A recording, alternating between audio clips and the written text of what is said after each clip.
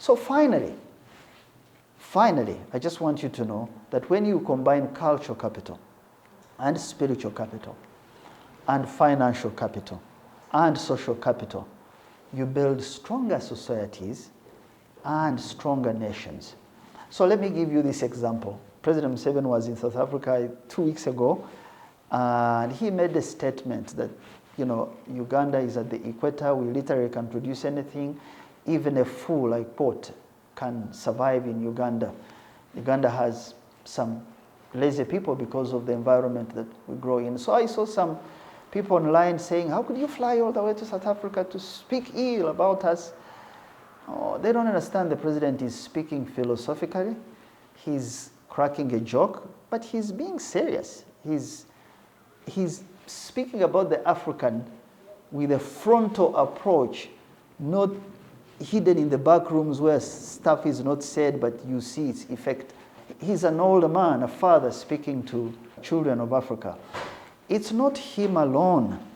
So yesterday, interesting, and I hope this helps you to understand some of these jokes that are serious, jokes but are serious by the president. It's not him alone, it's leaders of a particular caliber. So yesterday I was reading letters written in the May of 1753 by Benjamin Franklin, who is one of the framers of the American Constitution, one of the independence movement for America. 1753, it was May 9th, he's writing to a friend. A friend is in England. His name was Peter Collinson, I think that's the name. Lived in Peckham, southeast of London. And when you read letters between friends, that's when you know the thinking of people. So Benjamin Franklin says that some things I cannot address on the pulpit, I should address them in the press. I am concerned about the English people who come to America, the colonists, but they are lazy because they have found the Mohawks who are living in present-day Connecticut, upstate New York, Maryland. He said, this Indian Mohawk nation, they only fish and hunt deer. They have everything at their disposal. And our English colonists run there for free life, freebies. What Benjamin Franklin is not speaking about is that the Mohawks had a much more united community around particular cultural values. But his trouble was with the Germans. He's saying these Germans, they come all the way from Germany and they are so thrift. They save money. They work hard.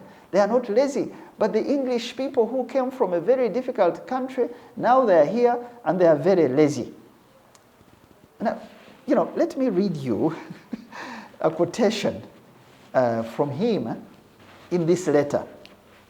And he says, I quote, but with us, he's talking about these people like him who see reality of having to stop laziness, quote unquote, because of the nature of environment. He says, but with us, infinite artificial wants, no less craving than those of nature, and much more difficult to satisfy, so that I am apt to imagine that closed societies, so now him and a few people of his age, subsisting by labor and arts, these societies arose first not from choice, but from necessity.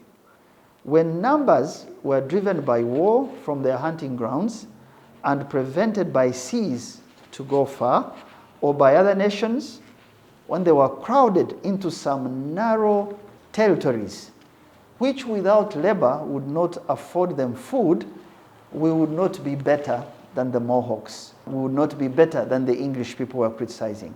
Close quote. So what's the story here? It's the rate of progress of society combining the four things to notice the natural resources abundance and the laziness. It's not President VIII, it's all leaders who notice circumstances. This is so many years ago when Benjamin Franklin wrote this. He is speaking about his own people just the way President VIII speaks about Africans. Did Benjamin Franklin speak about the English colonists who eventually built a bigger continent? Did it make Americans less able? Or, as they say, a friend who loves you stabs you frontal, the one who doesn't like you stabs you at the back.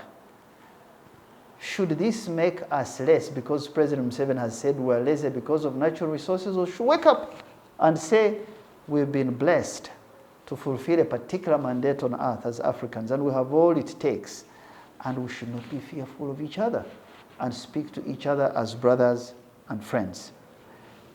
That ends the 4 capitals that I wanted to share with you.